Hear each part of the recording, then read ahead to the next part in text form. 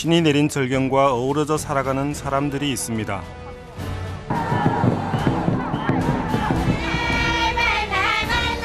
여행자의 마음을 설레게 하는 독특한 전통 문화와 자연이 살아있는 곳.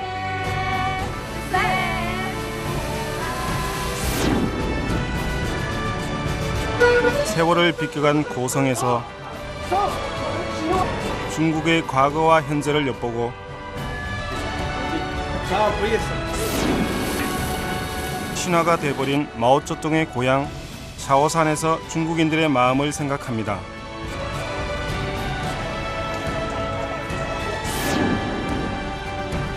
오늘 저는 후난성으로 향합니다.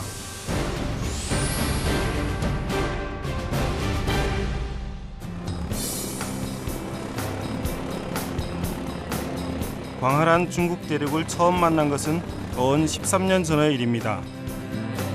20여 년간 기자로 일하면서 다양한 나라들을 접했지만 중국은 끊임없이 변화하는 모습으로 늘 저를 사로잡는 나라입니다. 이번 여행에서는 어떤 놀라움을 만나게 될까요? 제 여정의 시작은 중국 후난성의 상징 장자재가 있는 텐즈산입니다.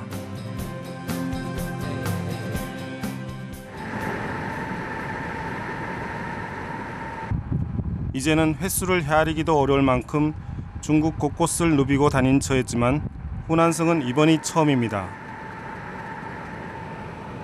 괜시리 설레어 새벽부터 일어나 잠을 설쳤습니다. 입구에 채 도착하기도 전에 멋들어진 풍경들이 눈길을 사로잡는 곳. 바로 텐즈산 자연풍경구의 입구입니다. 장자지의 본래 이름은 무릉원으로 도연명의 도하옹기에 나오는 무릉도원의 실제 무대라고 하는데요.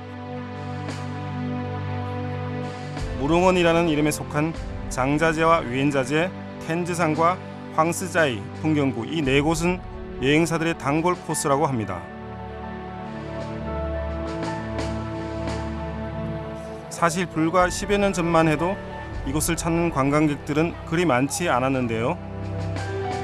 개발이 진행되면서 케이블카와 셔틀버스 등을 통해 보다 편히 접근할 수 있는 길이 열렸습니다.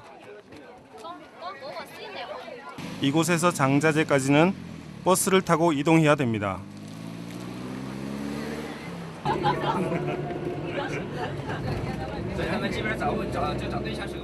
외부 버스는 아예 진입이 금지돼 있고 환경을 보호하기 위해 특별히 만들어진 천연가스 버스라고 하는데 1982년 중국 최초로 국가산림공원으로 지정된 곳이니만큼 장자재를 보호하려는 중국 정부의 노력을 보여줍니다.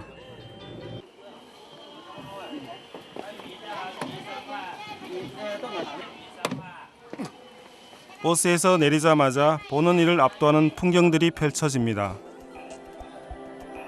장자재는 200여 종의 식물과 28종의 야생동물이 살아가는 터전이기도 합니다. 신이 빚어낸 작품이라는 것 외에 더 이상 무슨 말이 필요할까요?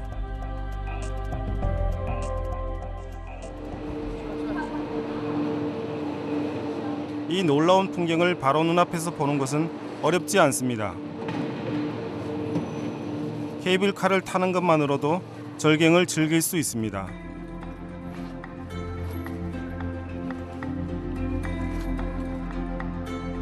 나이가 드신 분들이나 몸이 좀 불편하신 분들에게는 더없이 좋은 선택이 될 수 있습니다.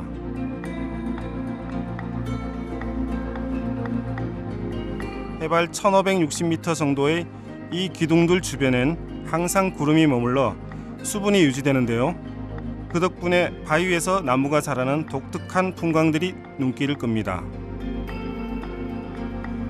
역시 그 장가계가 과연 장가계라고 할 정도로 대단합니다. 그러니까 자연이 빚은 그 중국에서 최고의 국가 산림공원이라 할 만큼 기암괴석이 어우러진 게 압도하네요. 네. 장자재는 기원전 200년 유방을 도와 한나라를 세운 장량이 그를 처단하려는 황후의 계략을 눈치채고 가족과 함께 숨어든 곳이라고 합니다. 당시 그는 험준한 지형에 익숙한 투자족의 도움으로 항고조의 군대를 격파할 수 있었다고 하는데요. 이곳이 장량의 땅임을 인정하고 물러났다는 뜻에서 장자제, 즉 장씨의 땅이라는 이름이 붙은 겁니다. 이야. 케이블카에서 내려 잠시 걸었을 뿐인데 눈앞에 나타난 풍경은 말문을 막히게 합니다. 보고 있는 것만으로도 제 눈엔 엄청난 호사입니다.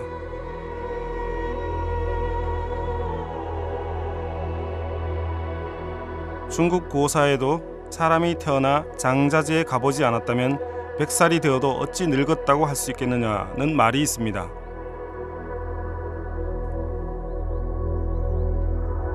그만큼 고대로부터 일생에 한 번은 봐야 할 명승지로 꼽혀왔다는 거겠죠.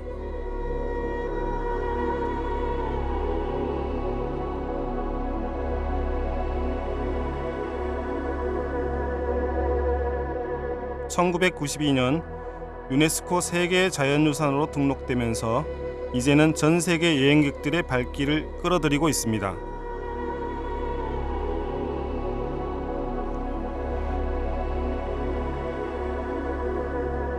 그렇다면 이런 지형은 대체 어떻게 해서 생겨난 것일까요?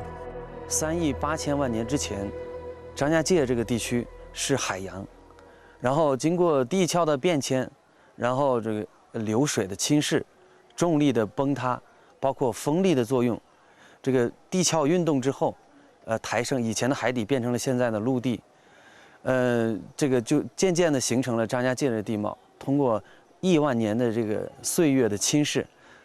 现在就形成了张家界这种奇特的地质地貌。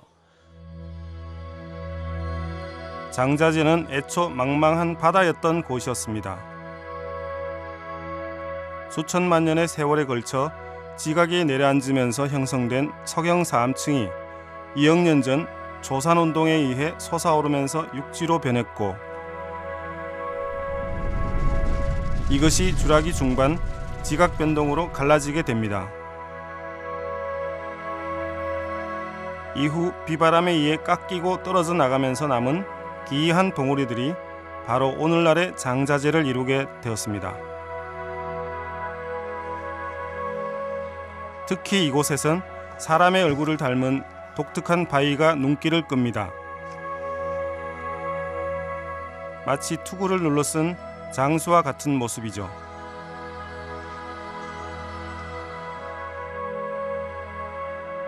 그리고 그 앞에 펼쳐진 수많은 기암 괴석들. 중국 사람들은 이 모습을 우시 쉰마라고 해서 무사가 말을 조련시키는 그러한 모습으로 표현했습니다. 이 무사가 이 수많은 천군만마를 조련시키는 그런 풍경으로도 비치기도 하는데요. 제가 막상 이 자리에 서서 이 엄청난 풍광을 보니까 어떤 수식어도 붙일 수 없을 정도로 신비스럽고 인간이 범접할 수 없는 그런 자연이 아닌가 생각됩니다.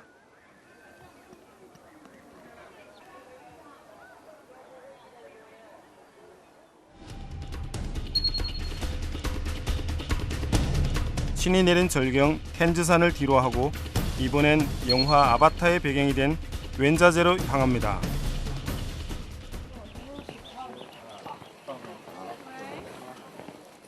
텐즈산에서 웬자제까지는 역시 버스로 연결됩니다.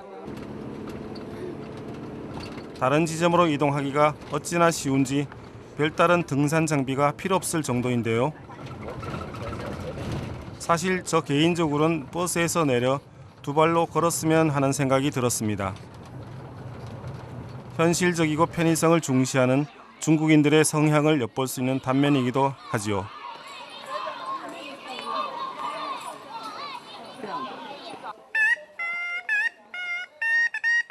입구부터 어디선가 독특한 음악 소리가 절 맞아주는데요. 한국.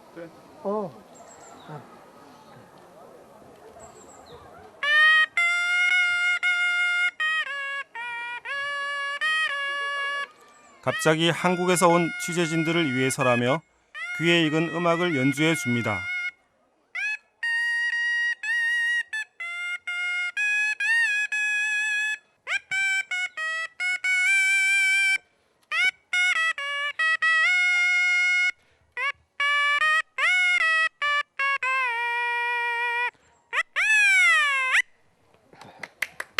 실력이 상당하죠. 那个韩国歌呢，在哪个学习了？就到武陵源嘛，保护韩国人最喜欢去的，他坐船嘛，坐船，在那里学的。那里韩国人在喜欢唱这歌嘛，我听熟了。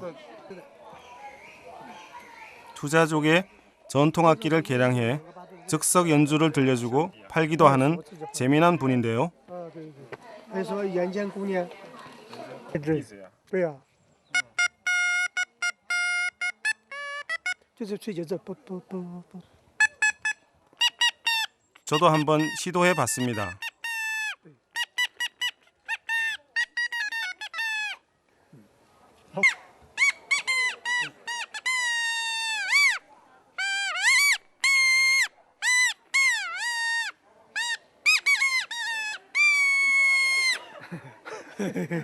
제대로 된 음을 내기가 쉽지는 않았습니다.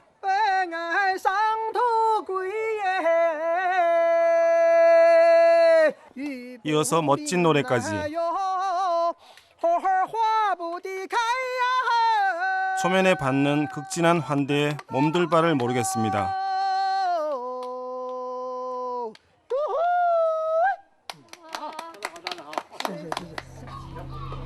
사실 웬자제에서도 가장 유명한 곳은 따로 있습니다. 바로 티엔시아 디2qiao 천하제일교인데요. 하늘 아래 가장 멋진 달이라니 대체 얼마나 멋지길래 이런 이름이 붙었을까요?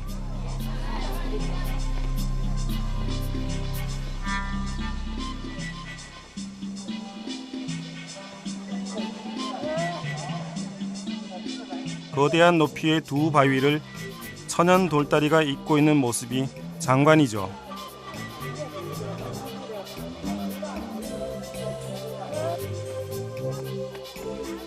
다리 위에선 울창한 수풀에 가려 잘 보이지 않지만 조금 더 위쪽으로 오르고 나면 그 진가를 생생히 느낄 수 있습니다.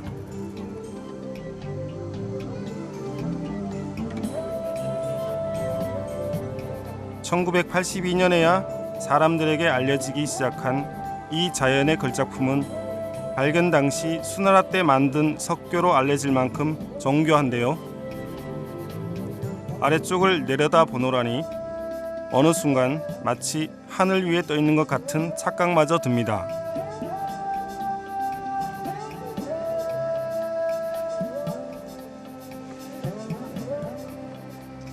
제가 잡고 있는 난간에 힘이 들어가고 오래 서 있으면서 다리가 조금 힘이 빠지는 듯해요. 오래 서 있기가 힘들 정도입니다.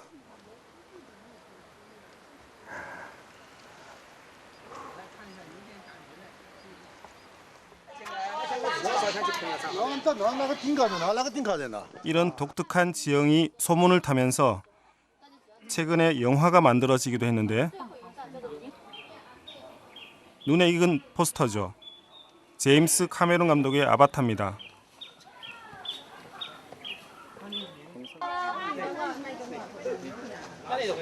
판도라 행성은 타이 위에 아주 멀고 장각에는 아주 가까이 있다라면서 아바타의 영화의 그 원형인 판도라로 데려갈 것이다 라고 이렇게 좀 이렇게 홍보하고 있어요. 중국 사람들도 이 장면을 보면서 상당히 그 자랑스러워하는 듯한 표정입니다. 영화에 등장하는 외계 행성의 풍경이 바로 이곳을 모델로 한 것이라는데요. 홍보 수단은 포스터만이 아닙니다. 영화 속에서 개고기를 마음껏 날아다니던 이 익룡은 아예 조형물이 되어 자리를 잡았습니다. 마치 익룡을 타고 계곡을 비행하는 것 같은 사진을 찍을 수 있도록 만들어 놓은 것입니다.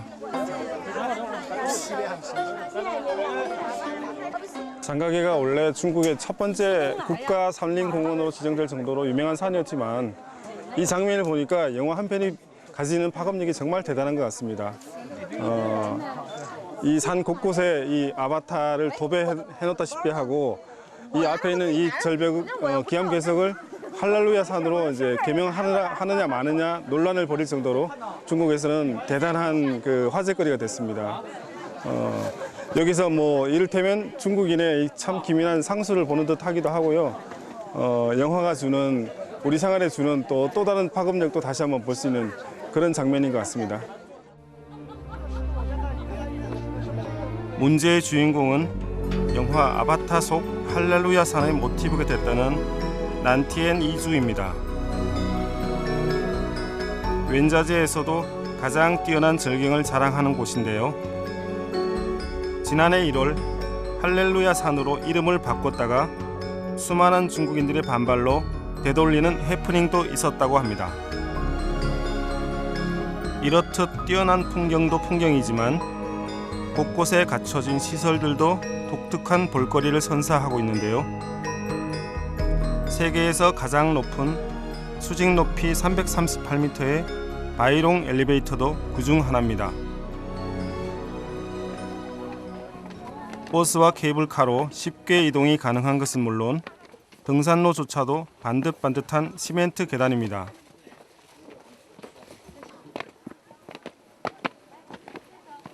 이런 노력의 결과일까요? 굉장히 깊은 산속인데도 이곳을 찾는 수많은 관광객들은 하나같이 가벼운 옷차림입니다. 사실 편리하다는 점에선 좋을지 몰라도 제겐 조금 아쉬운 기분을 남겼는데요. 나이 드신 분도 오고 멀리서도 오고 불편하신 분들도 충분히 올 수 있는 곳이라서 시설은 아주 좋았습니다. 그러나 다른 한편으로는 예전에 우리가 무릉도원이라고 불렀듯이 일생에 한번 가볼까 말까 한 그런 대자연인데 인공적인 길보다도 자연이 있는 그대로 길을 통해서 올라와서 볼 수 있다면 이 대자연이 주는 가치를 좀 더 소중히 여길 수 있는 그런 계기가 될 수 있으리라고 생각합니다. 아쉬움을 뒤로한 채 다시 길을 떠나야 할 시간입니다.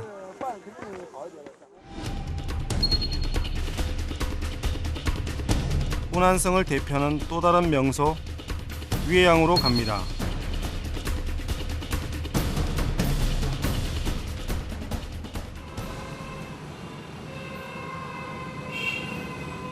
위해양은 무려 2000년의 역사를 자랑하는 유서 깊은 도시입니다. 옛 가옥과 명승 고증이 잘 어우러진 고풍스런 도시이기도 한데요. 위해양 성곽과 함께 자리 잡은 거대한 석상이 눈길을 끕니다. 높이 16m에 달하는 이 석상은 허우이라는 고대 중국의 전설 속 영웅입니다. 그는 활과 화살로 뚱팅호에 살던 거대한 식인뱀을 물리쳤다고 하는데요. 뚱팅호는 그 크기가 서울의 6배에 달하는 한때 중국에서 가장 큰 담수호였습니다. 여기에 얽힌 이야기가 많은 것도 어찌 보면 당연한 일이겠죠. 지금은 양쯔강의 진흙이 오랜 세월 흘러들면서 중국에서 두 번째로 큰 호수가 되었다고 합니다.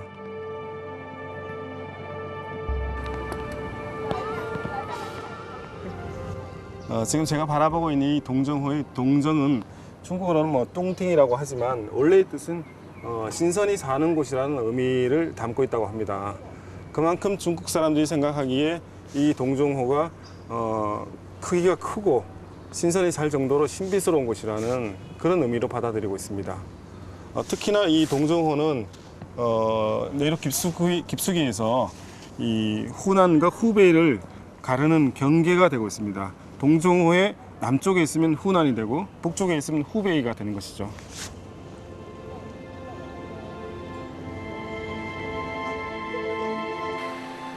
특히 뚱팅호가 유명한 것은 중국의 수많은 문인들이 남긴 문학적 유산 때문이기도 합니다. 뚱팅호를 말하면서 중국의 3대 누각의 하나인 위해양루를 빼놓을 수 없을 텐데요.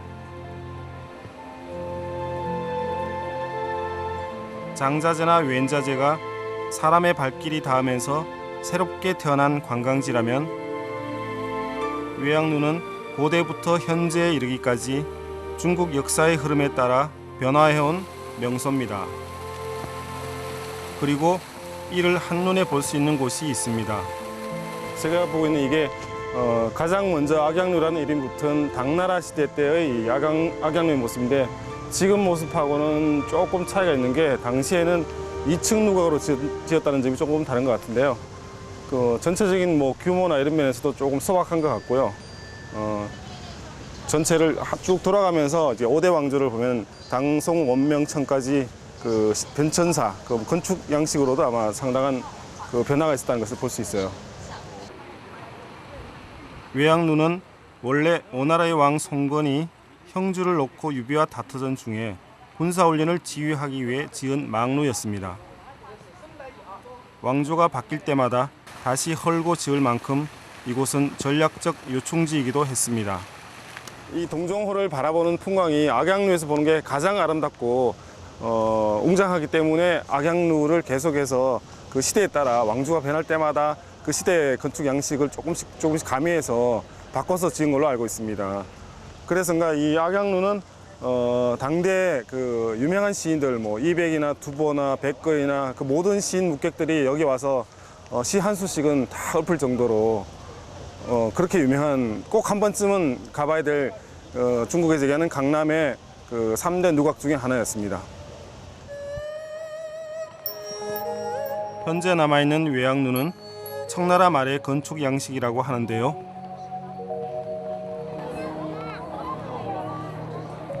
무려 1700여 년 동안 보수와 복원을 거친 역사 속 주인공은 그렇게 묵묵히 그 자리를 지키며 오늘의 중국을 바라보고 있습니다.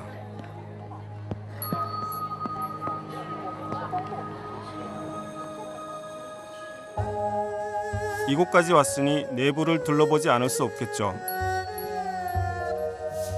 외양루는 15m 높이의 3층 구조로 이루어진 누각인데요. 안에는 외양루를 찾았던 유명 시인들의 시가 남아 있습니다. 그 중에서도 가장 유명한 두보이 시는 마오쩌둥의 친필로 새겨진 것이라고 합니다. 한번 감상해 보시죠.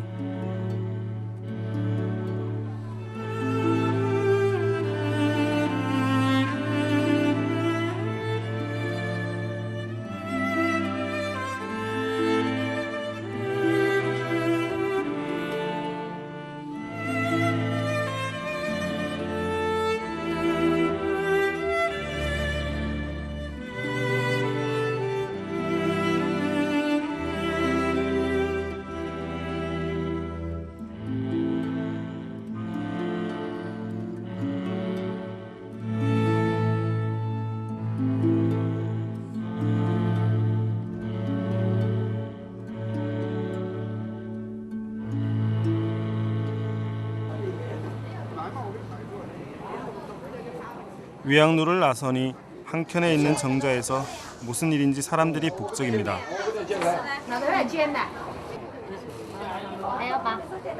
식당은 아닌 듯한데 무엇인가를 나눠주고 또 먹고 있는 사람들 모습이 궁금해지는데요.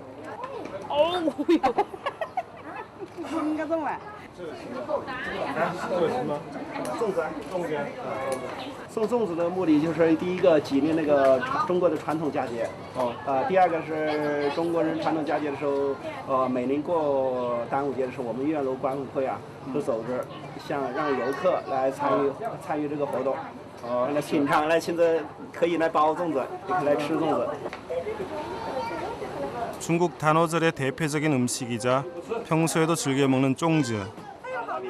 종려나무 잎에 쌀을 싸서 삶거나 찐 음식인데요.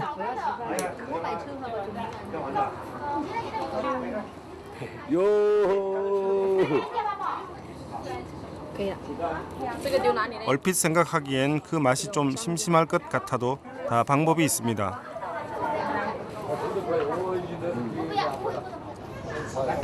쫑주 맛인데요. 그러니까 이게 아무것도 없이 쌀만 넣은 이제 쌀떡 같은 느낌인데 좀 싱거워서 중국 사람들 설탕을 이렇게 뿌려서 먹는 것 같습니다. 저도 싱거워서 설탕을 뿌렸는데 뿌리는 게 훨씬 맛있네요.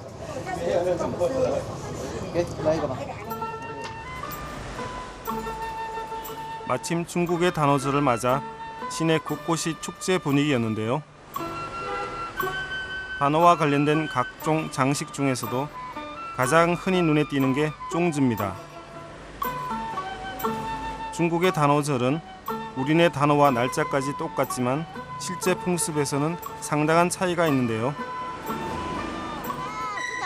我说这里面包的东西我不知道是什么东西，这里面我说不是大米，不是大米包的。端午节的时候，你们一般做什么呢？吃粽子啦，吃麻花啦，吃包子啦。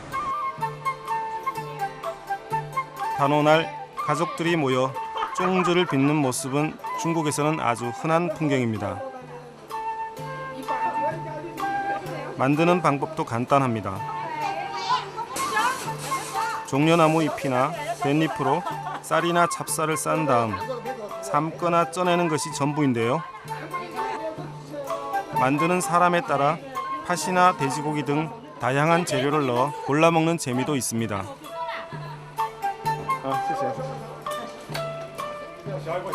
어디를 가도 넉넉한 쫑즈 인심에 마음부터 푸근해지는데요. 쫑즈는 단오절의 유래와도 밀접한 연관이 있습니다. 纪念屈原，纪念屈原，啊，对对，啊，就是那个等离湖。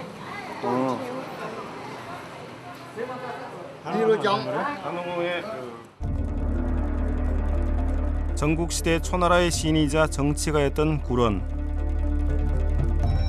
그는 왕의 신임을 잃자 관직을 버리고 유랑생활을 했던 인물입니다. 결국 초나라가 망하자 그는 슬픔을 못 이겨 미로강에 몸을 던졌는데요. 당시 그를 가엾게 여긴 사람들이 물고기가 시신을 훼손하지 않도록 쌀을 던져준 것이 쫑즈의 유래라고 합니다. 구런을 기리는 중국 사람들의 모습은 오히려 역사의 아이러니라고 할 수도 있는데요. 지극히 현실적인 중국 사람들이 현실에 순응하지 못한 구런을 기리는 단오절이야말로 제가 중국에 대해서 많은 생각을 갖게 하는 그런 계기가 되는 것 같습니다.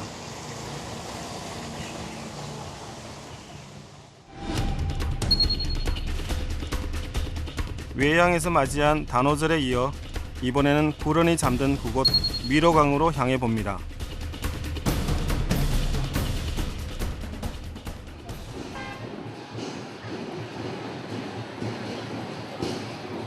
구런의 죽음을 안타깝게 여긴 사람들은 오늘날에도 단오절이면 그의 넋을 기리기 위해 중국 곳곳에서 각종 행사를 열고 있습니다. 구런이 몸을 던진 미로강은 그 중심이라 해도 과언이 아니겠죠.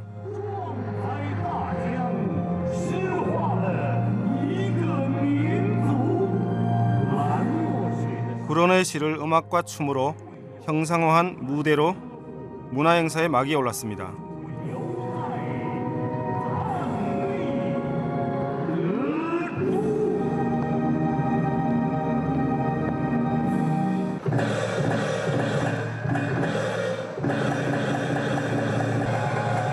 중국의 대표적인 놀이인 용춤과 사자춤 같은 민속 공연도 빠지지 않습니다. 중국에서 사자와 용은 길하고 용맹스러운 동물이죠. 사자탈과 용탈을 쓰고 추는 춤에는 재난을 막고 축복을 가져오길 바라는 마음이 깃들어 있습니다.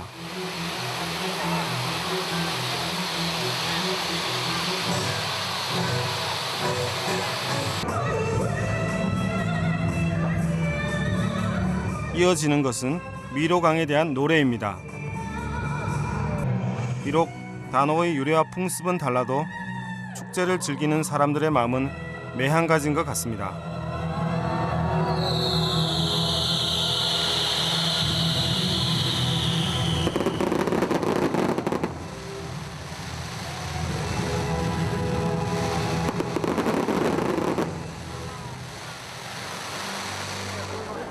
숙소를 나설 때부터 하늘이 심상치 않더니 결국 빗방울이 쏟아지기 시작하는데요. 빗속에도 사람들이 기다리는 것은 단오제의 꽃이라고 할 만한 롱조 징두입니다. 특히 올해는 강수량이 평년 대비 60%밖에 되지 않을 만큼 최악의 가뭄이었다는데요. 그 때문에 이 롱저우 징두도 취소될 위기에 놓였다가 정부에서 인력을 동원해 임시로 댐을 만들면서 가능해졌다고 합니다. 강의 수위도 수위지만 그만큼 중국인들에게 이 롱저우 징두는 빼놓을 수 없는 중요한 행사기도 한데요. 이 역시 구런의 넋을 기리며 힘차게 노를 저어 물고기를 쫓는 의미가 있다고 합니다. 경기를 하기 위해 출발선으로 속속 모여드는 배들의 모습부터가 장관입니다. 지금 이제 용주대회를 하기 위해서 선수들이 대기를 하고 있는데요. 이곳이 바로 구런이 빠져 죽은 바로 그 명나강입니다. 그래서 다른 데에서 치러지는 용주대회보다 훨씬 더 뜻깊은 것 같고요.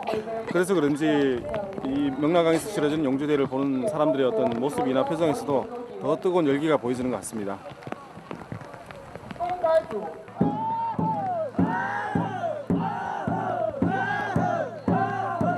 이 롱저우 징두는 지난해 광저우 아시안 게임에서 정식 종목으로 채택되기도 했는데요.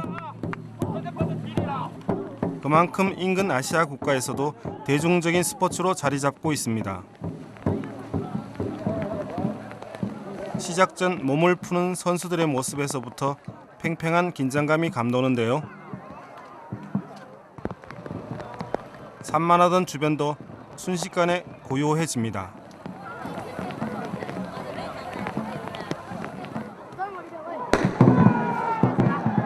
롱저우 징두는 용머리를 한 긴 배에 흥을 돋우고 박자를 맞추는 북잡이와 방향을 잡는 키잡이, 그리고 노를 젓는 선수들이 타고 버리는 속도전입니다.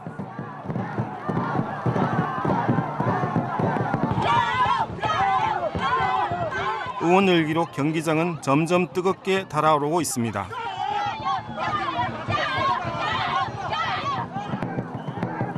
모두가 한 몸이 되어 일사불란하게 움직이는 모습은 눈을 뗄 수가 없게 만들죠.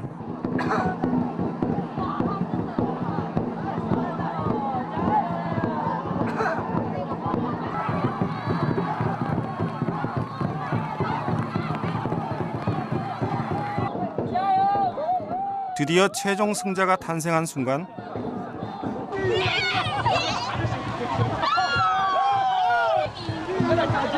우승팀에게도 마지막까지 최선을 다한 꼴찌에게도 박수를 보낼 시간입니다.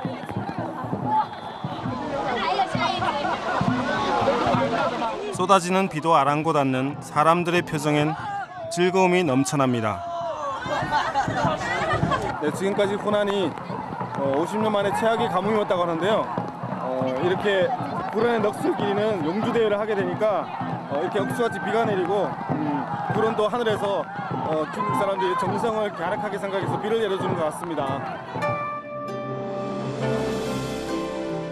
후난성을 여행자들이 찾게끔 만드는 것은 천하제일의 비경이라는 수식어 때문만은 아닐 겁니다.